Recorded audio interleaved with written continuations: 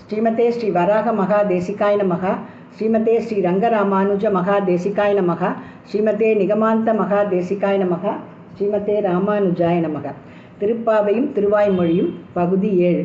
ஸ்மித ஸ்மித சுந்தர முகாரவிந்த nacho Nandalala Meera மாயி கோ प्यारा மீரா மாயி கோ प्यारा மீரா மாயி கோ प्यारा ஸ்மித ஸ்மித சுந்தர முகாரவிந்த நாச்சோ நந்தலாலா நாச்சோ நந்தலாலா.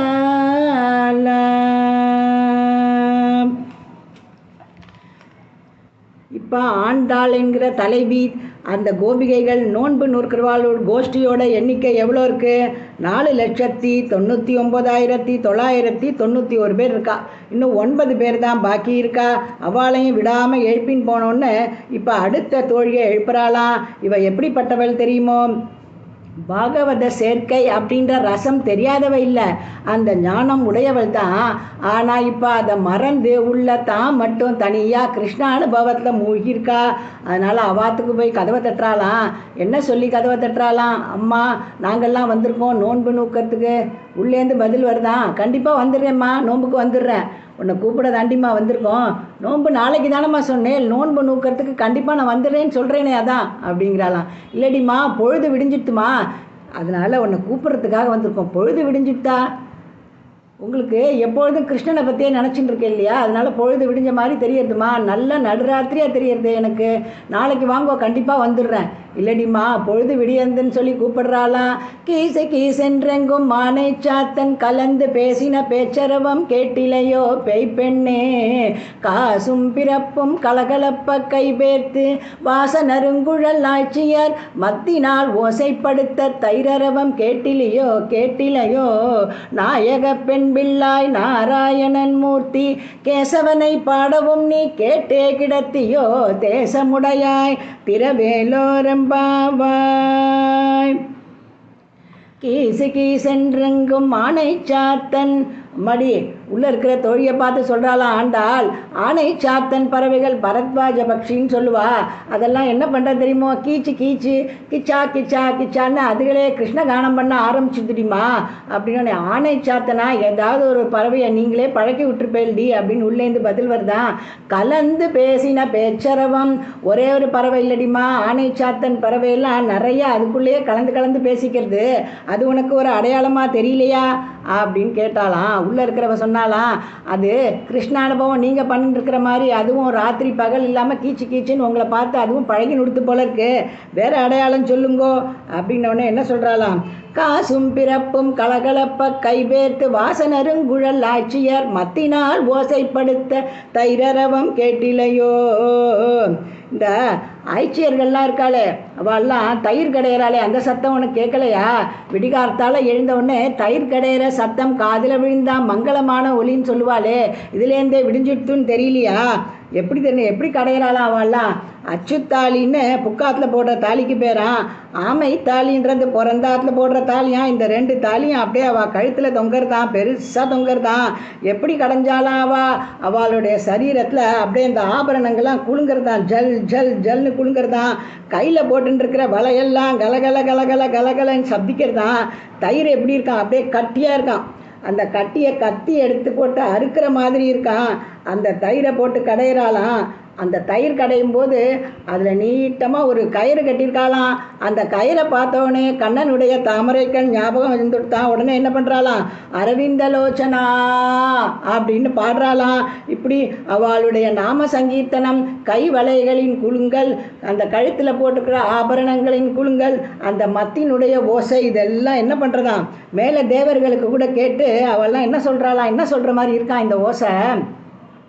கிருஷ்ண அனுபவம் இங்கே அப்படியே கொட்டி கிடக்க ஆயர்பாடியில். இதெல்லாம் விட்டுட்டு எங்கேயோ மேலே போய் தேவலோகமாக அங்கே போய் உயரத்தில் என்னவோ மலை மேலே ஏறி நிற்கிற மாதிரி நின்றுட்டு இருக்கேளே, இதெல்லாம் இழந்து நிற்கிறேளே அப்படின்னு கேட்குற மாதிரி இருக்கான். அப்படி நாம சங்கீர்த்தனம் பண்ணிட்டு இருக்கா. உத்காய தீனா மரவிந்த லோச்சனம் அப்படி இந்த சத்தமும் உனக்கு கேட்கலே அடிமா. சரி சத்தம் கேட்கலனா கூட பரவாயில்ல, வாசனருங்குழல் ஆட்சியர் மத்தினால் ஓசைப்படுத்த. அவள் வேக வேகமாக கடையும் போது அவளுடைய தலை முடியெல்லாம் அவிழ்ந்து தொங்கறதான், அதுலேருந்து வாசனை வருதேம்மா. உனக்கு மூக்கு கூடையா காரியம் செய்யாமல் போயிடுத்து, மூக்கு கூட அந்த வாசனை தெரியலையாடிம்மா அப்படின்னு கேட்டவுடனே உள்ளேருந்து பதில் சொல்கிறாளாம் அவள். முப்போதும் கடை நீட்டிய வெண்ணெய். இந்த ஆயர்பாடியை பற்றி நம்மளுக்கு தெரியாதாடிம்மா அப்படின்னு உள்ளே இருக்கிற பதில் சொல்கிறாளாம். வாங்க குடம் நிறைக்கும் வள்ளல் பெரும் பசுக்கள். கண்ணன் இருக்கிற இடத்துல இருக்கிற பசுக்கள்லாம் வள்ளல் பெரும் பசுக்கள். அதனால என்ன பண்ணோம், வாங்க வாங்க வாங்க குடம் நிறைக்கும். கறக்க கறக்க கறக்க பால் கொடுத்துட்டே இருக்கும், அதை உரக்குத்தி தயிர் பண்ணிகிட்டே இருப்பா, அதுலேருந்து வெண்ணெய் கடைஞ்சிகிட்டே இருப்பாளே. இது என்ன புது விஷயமா, உங்களுக்கு தெரியாதா? எப்பொழுதுமே இந்த ஆயர்பாடியில் தயிர் கடையிற சத்தம் கேட்டுட்டே இருக்கும், அது விடியற் காலைக்கு அடையாளம்னு எப்படி சொல்லுவேள் அப்படின்னு கேட்குறா. இவளை என்ன பண்ணுறதுன்னு புரியலையா. என்ன பண்ணுறாலாம் அடுத்தது, நாயக பெண் பிள்ளாய் நாராயணன் மூர்த்தி கேசவனை பாடவும் நீ கேட்டே கிடத்தியோ தேசமுடையாய் திரவேலோ ரெம்பாவாய். நாங்கள் யாரை பாடுறோம் தெரியுமா? யாரை பாடுறோன்னு தெரிஞ்சால் நீ படுத்துட்டு இருப்பியா? நாராயணன். எப்படிப்பட்டவன் தெரியுமோ இந்த நாராயணன்? நாங்கள் சொல்லி தான் உனக்கு தெரியுமா? நீ கோஷ்டிக்கே நாயக ரத்னம் மாதிரி இருக்கிறவளாச்சேடிமா. உடல் மிசை உயிரென கரந்தெங்கும் பரந்துளன். அப்படி இருக்கிறவன் நம்மளுடைய உள்ளத்தில், எல்லாருடைய உள்ளத்துலேயும் வியாபிச்சிருக்கிறவன் அந்த நாராயணன். அவனை பாடுறோண்டிமா. அவன் என்ன பண்ணுறான் தெரியுமோ? அவனே மூர்த்தியாய அர்ச்சாவதாரமா தமரு வந்தது எவ்வுருவம் அவ்வுருவம் தானேன் வந்து அங்கங்கே கோவில் கொண்டிருக்காண்டிமா. இந்த பெருமாள் என்ன பண்ணுவானா, யோகிகளுக்கு ஹிருதயத்தில் தெரிவான், ஞானிகளுக்கு எல்லா இடத்துலையும் தெரிவான், அந்தணர்களுக்கு அக்னியில் தெரிவான். ஆனால் நம்ம எல்லாருக்கும் அர்ச்சாவதாரத்தில் அங்கங்கே அர்ச்சையில் திவ்ய தேசங்களில் மூர்த்தியாக தெரிவாண்டிம்மா. அப்படிப்பட்டவன் தான் கேசவனாய் வந்திருக்காண்டிம்மா. எப்படிப்பட்ட கேசவன் தெரியுமோ? கேசின்ற அரக்கனை கொன்றவன். சாதாரணமாக கணவன் ஏதாவது விஜயமா அதாவது ஏதாவது ஒரு சண்டைக்கு போயிட்டோ ஒரு காரியத்தை போயிட்டு வெற்றியோட வீட்டுக்கு வரும்போதோ என்ன பண்ணணுமா? மனைவியானவள் பத்தினியானவள் ஓடி வந்து ஆலிங்கனம் பண்ணிக்கணும் தெரியுமா உனக்கு? நம்முடைய மணாளனான கண்ணன் கேசின்ற குதிரை வடிவில் வந்த அசுரனை வதம் செய்தான் அப்படின்னு கேட்டவுடனே நீ என்ன பண்ணியிருக்கணும்? ஓடி வந்து கதவை திறந்து எங்களோட சேர்ந்து நீயும் சேர்ந்து பாட வேண்டாமோ? அப்படிப்பட்ட கேசவனை பாட உண்ணி படுத்துட்டே இருக்கியே அப்படின்னோடனே அங்கேருந்து பதிலே வரலையா. தோழி ஒத்தி சொன்னாலாம், தலைவியே இவ பதிலே சொல்ல மாட்டேங்கிறா, நம்ம என்ன பண்ணுவோம், மேலே ஏறி அந்த வெண்டிலேட்டர் இருக்கு இல்லையா, அது வழியாக உள்ளே பார்ப்போம் இவன் என்ன பண்ணுறான்னு அப்படின்னு திறந்து பார்த்தா எப்படி இருக்காளாம் அவள். அப்படியே கிருஷ்ண அனுபவத்தில் ஈடுபட்டு அந்த தேஜஸ் அப்படியே முகத்தில் தெரியறதான், அப்படியே ஒளி கூடி இருக்கான், தேஜஸோடு இருக்கான். அப்படியே அந்த திருமேனி ஒளியும் முகத்தில் ஒரு காந்தியும் பார்த்த உடனே தாங்கவே முடியலையாம் தோழிகளுக்கெல்லாம். அவளை பார்த்தே கை கூப்பிட்டு தலைவீட்ட சொல்கிறாளாம், அம்மா அவள் கிருஷ்ணானுபவத்தில் மூழ்கியிருக்கா, அப்படியே வெள்ளமிட்டு ஓடுறது பக்தி அவளுடைய முகத்திலே அது தெரியறதுன்னு உடனே ஆண்டாள் சொல்கிறாளாம் தலைவி, அம்மா ஆறு எப்பயுமே ஆறுகளோடு சேர்ந்து போய்தாம்மா கடலில் கலக்கணும். அதனால் நீ என்ன பண்ணணும், உன்னுடைய உள்ள கதவையும் திறக்கணும், ஆற்று கதவையும் திறக்கணும். திறந்து வந்து எங்களோட சேர்ந்து எல்லாரும் அந்த கிருஷ்ண அனுபவங்கிற சமுத்திரத்தில் போய் சேர்ந்துருவோம். நாயக கல் மாதிரி இருக்கியேம்மா எங்கள் கோஷ்டிக்கு, நீ வந்தாதாம்மா பிரகாசம், கதவை திற அப்படின்னு சொன்ன உடனே அவள் வந்து கதவை திறந்து கோஷ்டியில் சேர்ந்துக்கிறாளாம். இது திருப்பாவை பாசுரத்தோட அனுபவம். இப்போ திருவாய்மொழியில் ஆழ்வார் என்ன சொல்கிறாருன்னா, சுவாமி நம்மாழ்வார் இந்த தோழி எப்படிப்பட்டவளாம், அந்தமில் பேரின்பத்து அடியரோடு இருந்தமை, அந்தமில் பேரின்பத்து அடியரோடு இருந்தமை, அந்த கொள்ளமாலா இன்ப வெள்ளம் அடியாரோட கூடியிருந்தா அப்படின்ற ஞானம் இருக்கிறவ தான். ஆனால் இப்போ அதை மறந்து இருக்கா. அடியார் குழாங்களை உடன் கூடுவது என்று போலோ அப்படின்ற வாக்கியத்தை மறந்து போயிருக்கா அப்படின்னு ஆழ்வார் சாதிக்கிறார். சரி, இந்த ஆய்ச்சியர்கள்லாம் தயிர் கடைஞ்சான்னு ஆண்டாள் சொன்னாலே அப்போ 4 விதமான ஓசை வந்துதான். எப்படிப்பட்ட ஓசை வந்துதான்? அந்த ஆய்ச்சியர்களோட கை வளைகளின் குழுக்கள், ஆபரணங்களின் ஒலி, அப்புறம் அந்த மத்தியினுடைய ஒலி நாம சங்கீதனுடைய ஒலி, இது எல்லாம் சேர்ந்து 4 விதமான ஓசை வந்து தான் ஆழ்வார் சாதிக்கிறார். எம்பெருமான் பார்க்கடலை கடைஞ்சானே அப்போ கூட 3 ஒலி தான் வந்தது, இவாளுக்கு எப்படி 4 ஒலி வந்திருக்கேன்னு ஆச்சரியப்பட்டு போகிறார். ஆறுமலை கெதிர்ந்தோடும் ஒலி, அற ஊரு சுலாய் மலை தேக்கும் ஒலி, கடல் மாறு சுழன்றழைக்கின்ற ஒலி, அப்பன் சாறுபட அமுதம் கொண்ட நன்றே. பார்க்கடல் எம்பெருமான் கடையும் போது தேவர்களையும் அசுரர்களையும் வச்சுட்டு அப்படியே வழிஞ்சு ஓடுறதாம். அந்த ஆறுகள்லையும் அப்படியே பாயறதான், அது ஓஞ்சி வழிஞ்சு அந்த ஆறெல்லாம் என்ன பண்ணுறதான், ஆறுகள்லாம் திருப்பி மலையில் போய் அப்படியே மோதுறதான். ஆறு மலை கேதிர்ந்தோடும் ஒலி. அப்புறம் இந்த வாசுகி பாம்பை வச்சு கடையிறாலாம், அந்த மலையில் உரசி உரசி அது ஒரு சத்தம் கேட்குறதான். ஊரு சுலாய் மலை தேக்கும் ஒலி. அப்புறம் கடல் இருக்கிற அலைகள்லாம் இவா கடையும் போது ஹோ ஹோ ஹோ ஹோன்னு சத்தம் போடுறது. இப்படி 3 ஒலி தான் பார்க்கடலில் கடைஞ்ச போதே வந்தது, இவா தயிர்கடலில் கடைஞ்ச போது 4 ஒலி வருது அப்படின்னு ஆச்சரியப்படுறாராம் சுவாமி நம்மாழ்வார். சரி, நாராயணன், மூர்த்தி, கேசவன் அப்படின்னு 3 திருநாமத்தை சொல்லியிருக்கா. சரி, நாராயணன்னா யாரு?